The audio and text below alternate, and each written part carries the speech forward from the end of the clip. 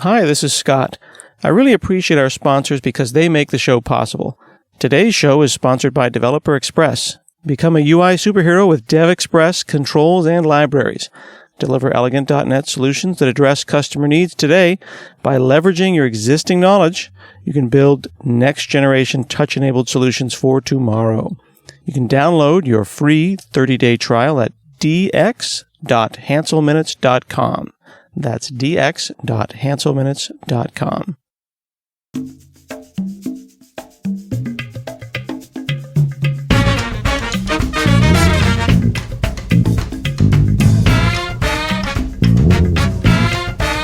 From hanselminutes.com, it's Hansel Minutes, a weekly discussion with web developer and technologist Scott Hanselman. This is Lawrence Ryan announcing show number 538.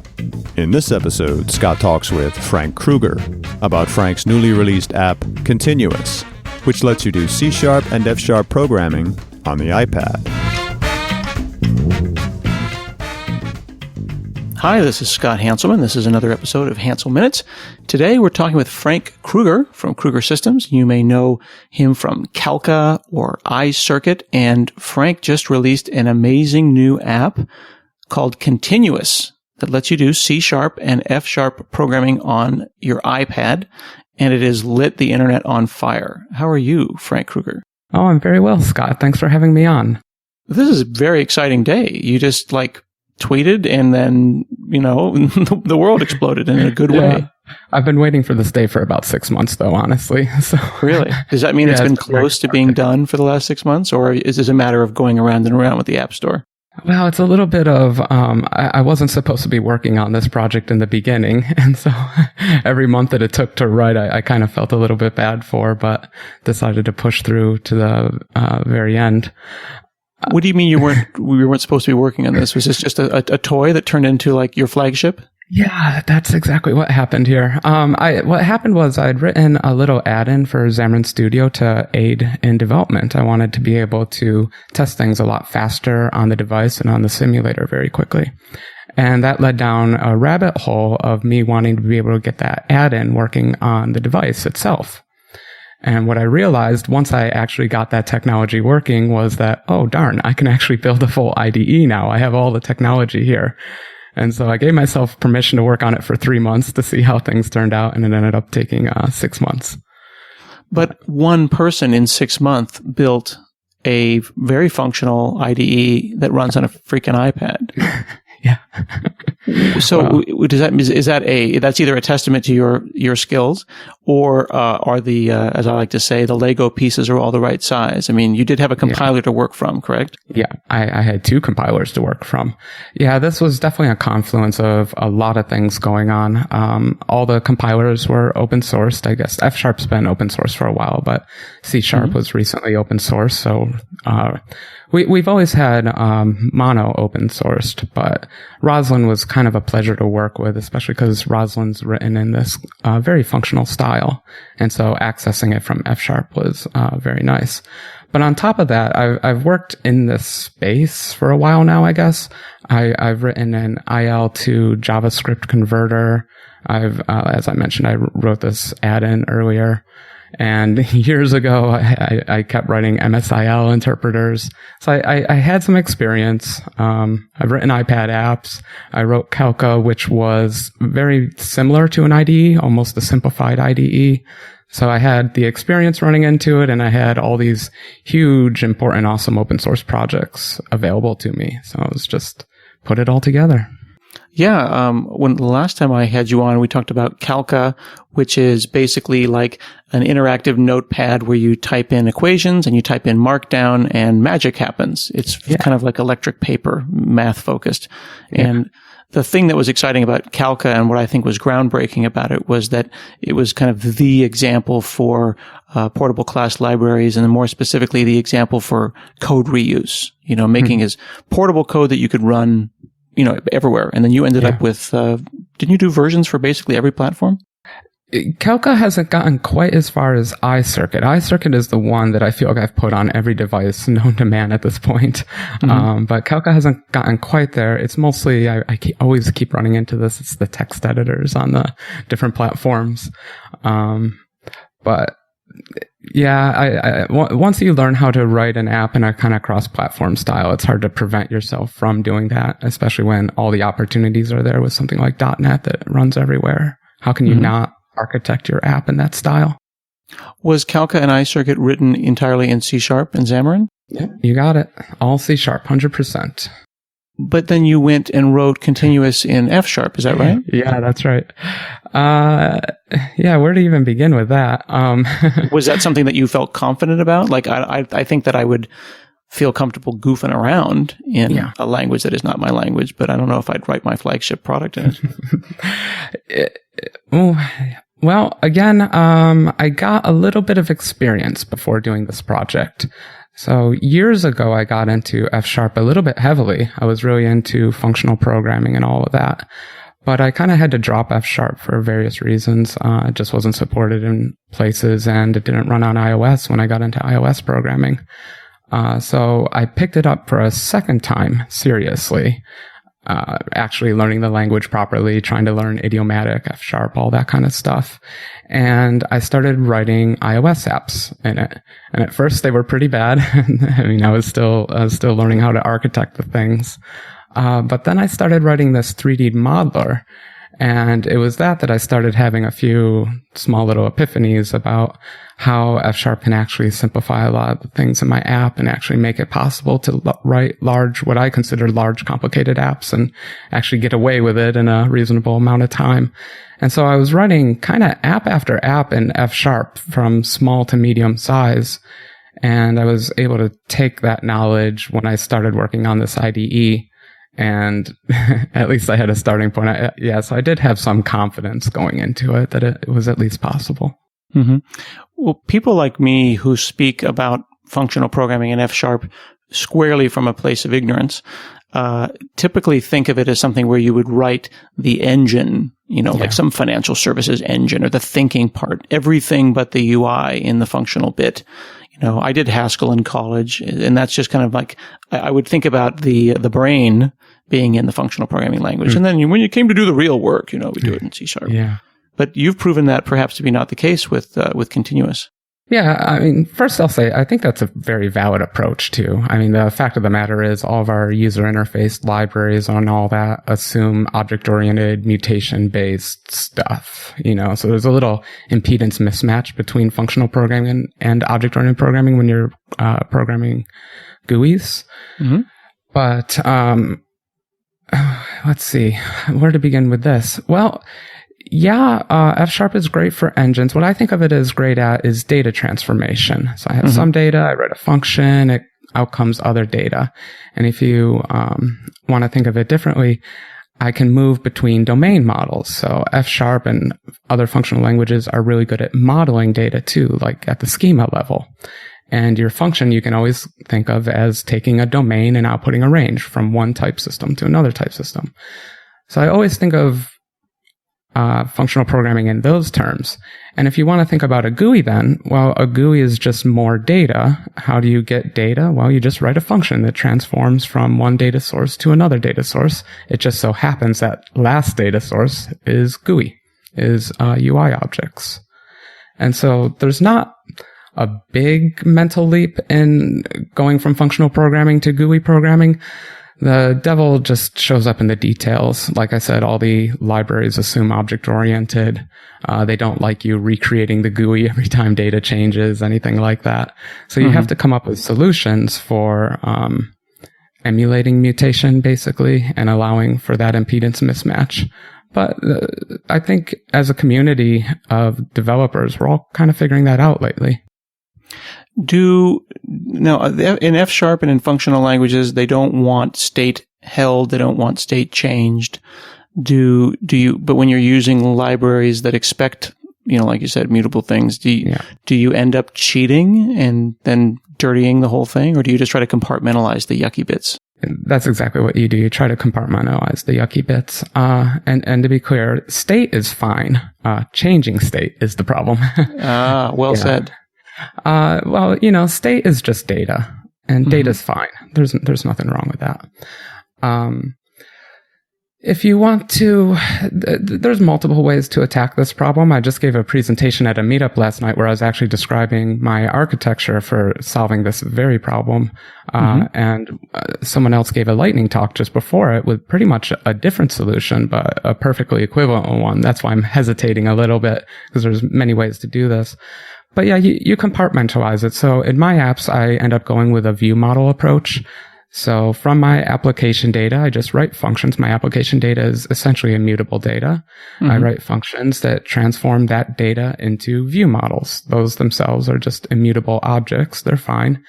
View models are great because they're good for cross-platform and for testability and that kind of stuff.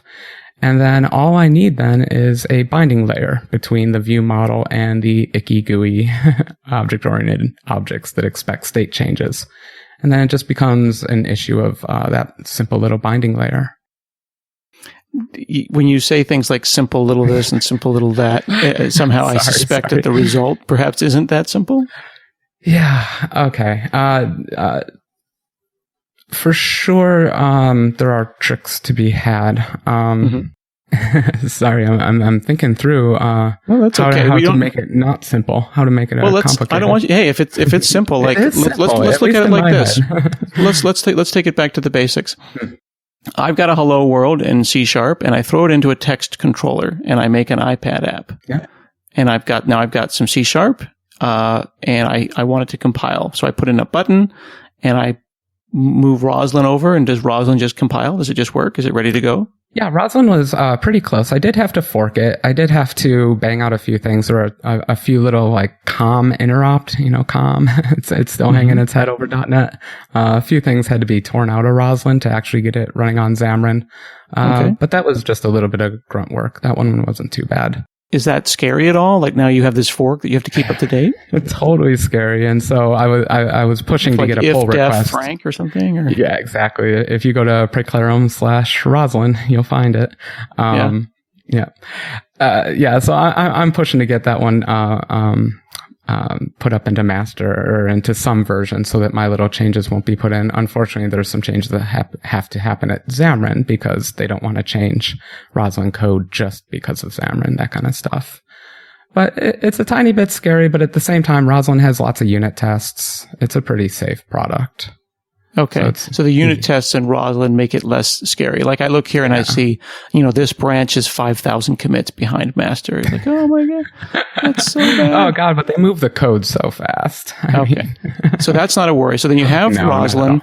Roslyn has some very nice tests. It's a very well respected code base. Yeah. You throw your code that was in the text box over at Roslyn and stuff pops out the other end.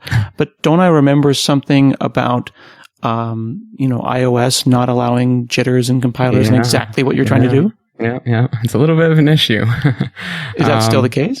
Yeah, it totally is. The actual requirement is a lot more technical than that. It is you cannot execute memory.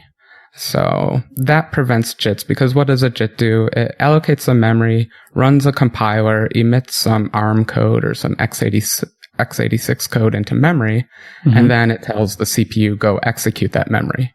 It's that last little step that iOS doesn't allow. You can actually do everything up till then, but you can't execute that memory. So what are you left with? You have to write an interpreter, and that's what I did. You wrote an IL interpreter for iOS? That's right. I wrote an IL interpreter. I had a decision in the beginning. I could have written a C# interpreter that worked off of the Roslyn syntax tree. But in the beginning, I said I needed to be true to myself. I can't write this app in F# and then not support F# in the app. That just seems ridiculous to me.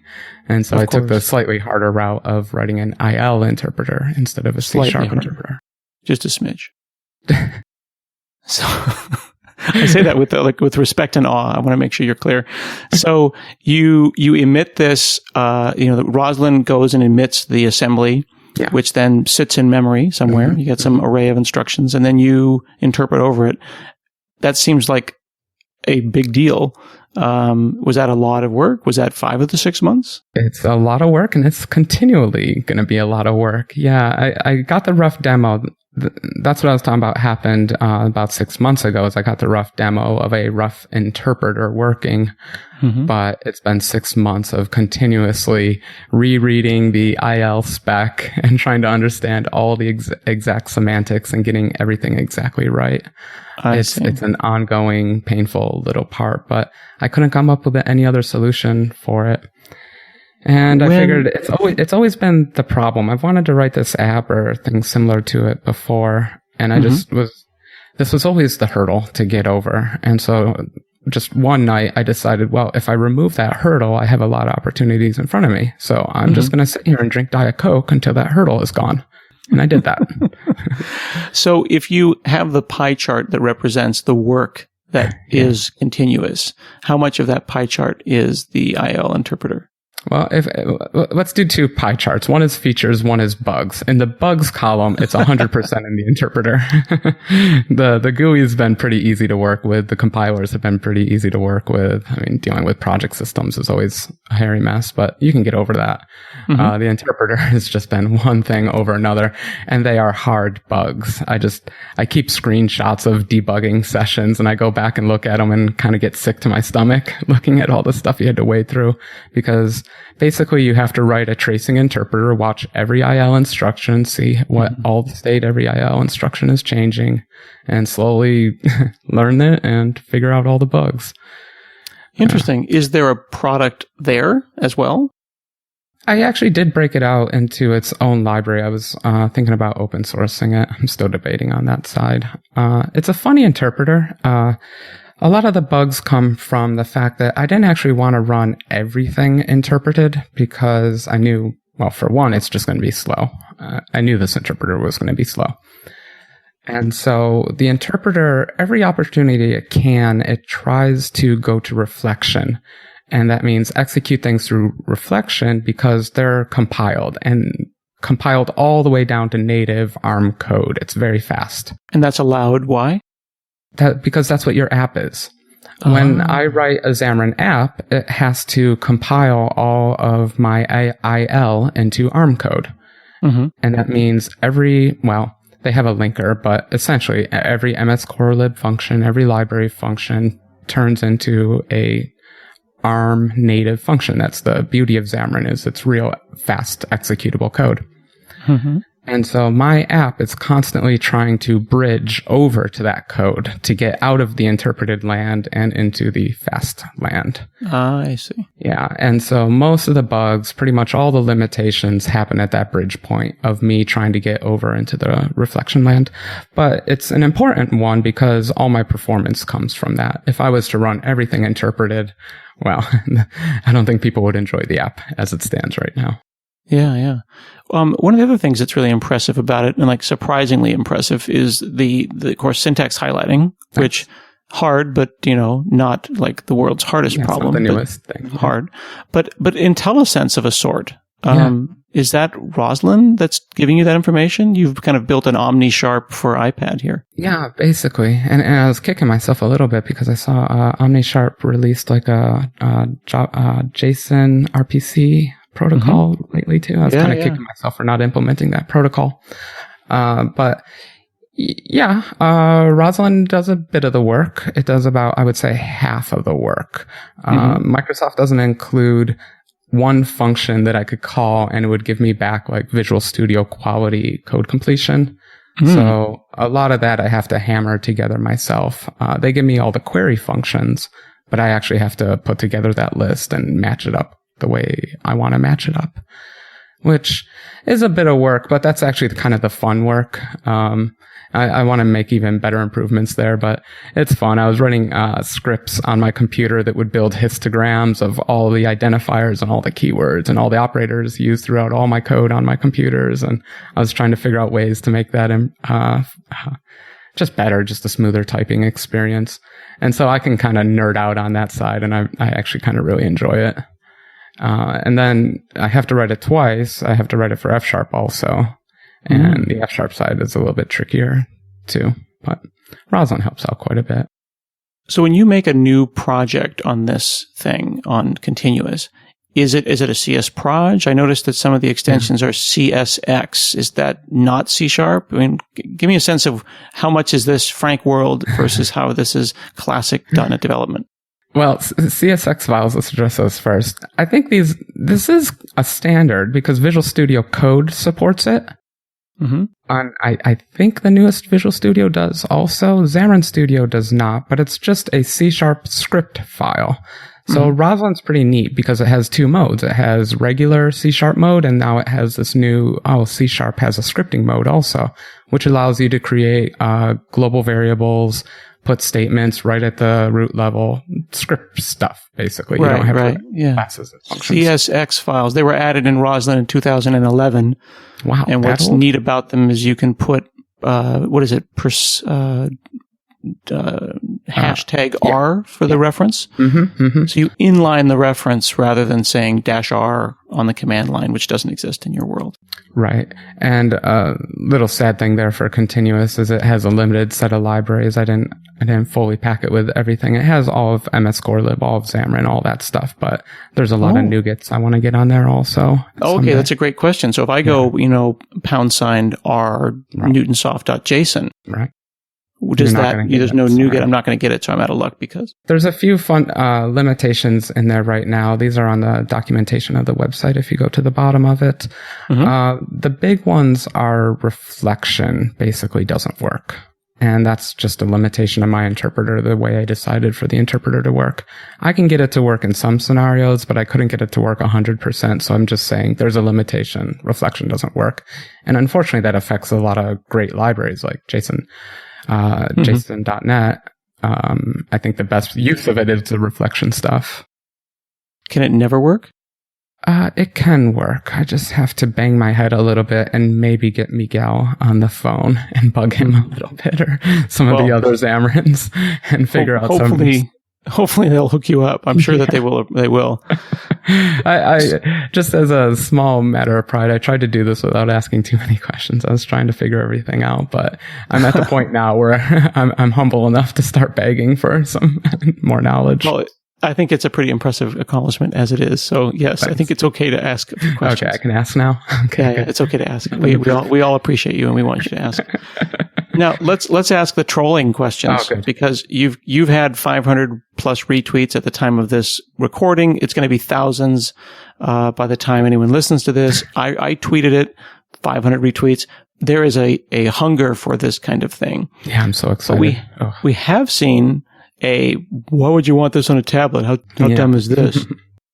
Is this a toy or are you doing real work on your iPad Pro now? No, in fact, I've been stopping myself by putting the word professional everywhere because that's my whole point here is I actually want something I can use. Does that mean I'm going to switch 100% of my development over to the iPad? No. For various reasons, one being I have a 30-inch monitor that I adore. But that said, I want to be able to load a real project in it and work on subparts of that project within it, namely user interfaces, controls, basically the object-oriented type stuff.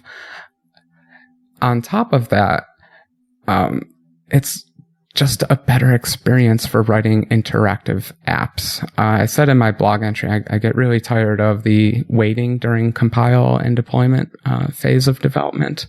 And I get really impatient and I start checking Twitter and all that kind of stuff. And so I've just found that having live objects right next to the code has just really changed. I write better controls now, basically, because I actually spend time fine-tuning them, trying out different ways of attacking them, playing with them, different interactions. So my response is, I am building this specifically to aid myself in my professional career. So if other people can't find that use for it, sorry, but definitely going for pro on this. So this is, and we should push on this a little bit. Maybe I failed to. The app is called Continuous because even though there's an arrow button, a play button, it's compiling and running your code as you're typing it. Like you're in a running more than a REPL. all the time. Yeah. I want to, I'm always trying to improve upon the REPL. I love the REPL. It's very cool. You type in some code, you get an answer back. But my problem with it has always been that it never worked with what I call Brio code. Whereas in C#, we don't really write scripts. We write declarations. We declare a class and we declare methods on it. We declare fields. We don't really declare objects, though. That stuff happens procedurally in methods and all that kind of stuff. Mm-hmm. So I decided that the REPL just doesn't work for me, so I need a different kind of solution. And I came up with this idea of, well, I'll just let people new up any object that they want, and I'll just keep that object running. What the heck? What could go wrong with that? And so anytime you're in the app, you can find a class, new up that class, and just start inspecting it as if you were always debugging. So I guess it's almost like continuous debugging instead of continuously building. And that's why I call that inspector window the watch window, because I figured, well, it's like a debugging context. You're just going to be inspecting objects. If I'm typing, does it start compiling after I X milliseconds after the up? I stop typing, or is it 1/3 of a second right now? I play with that number, but it's a third. So you of a second. type, you do your thing, and then you wait for 1/3 of a second, or you breathe, and then it's running again. It compiles first. Of course, it has to compile. That's pretty fast because Rosalind's already JITted. Rosalind's all fast and ready to go. So I have to spit out an assembly, and then I have to pass that assembly over to the interpreter, load up all of its references, find good entry points to it. That's what the watch window does. You're actually picking entry points into that assembly, and then just start executing that code. Yeah. But it feels continuous. Like, if there's multiple pages on a complicated application, you go and hit F5 and you compile, and then you have to go and get back to that state. Is this something where you want to set up your application so that the thing you're working on is the screen at hand? Yeah, and that's kind of the focus of the app is you're usually working at a class or an object at a hand at a time. So that could be in the iOS world, that could be your root view controller that contains all the other views of your entire app. Or if I'm working on a specific user control, say like a dial where I have to spin my finger around to change a number or something like that, I'll just have the class that represents that view up in the editor. I can go over to the watch window, tell it to new up one of these dials, and I can just interact with it and play with it while I'm coding.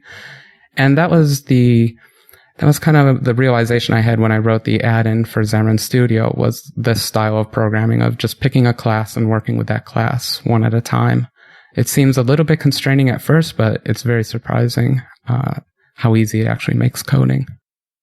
So if I were doing something that wasn't, a game or a physics demo, it would be, let's say, a master detail pages.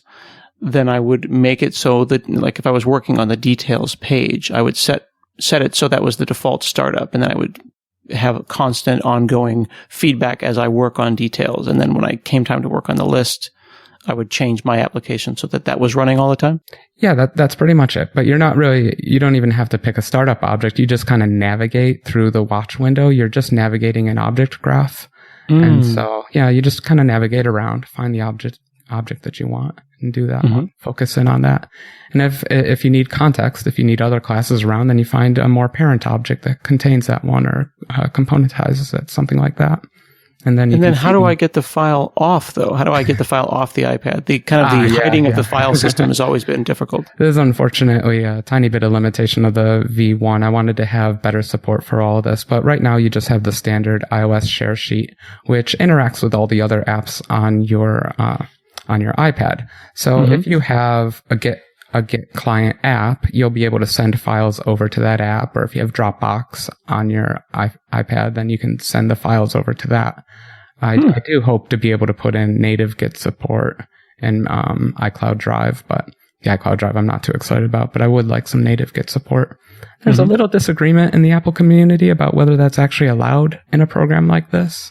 Apple has a little clause saying something about downloading executable code, and gets very lawyery about what's executable code and what's not. But like, is source code executable code? Exactly. Right. And I'm not a lawyer, and I get nervous about that kind of stuff. But personally, I want some Git integration in there. Well, in Calca, you had all sorts of, like, you implemented your own file save dialogues, basically, and support for iCloud and Dropbox. So how much... Talk about pie charts. I feel like half of my time is spent on file management UI. Because there is no file management UI in I wish Apple would build that in. Yeah. Well, then it would be a laptop, and that would be... Can't go there, I guess.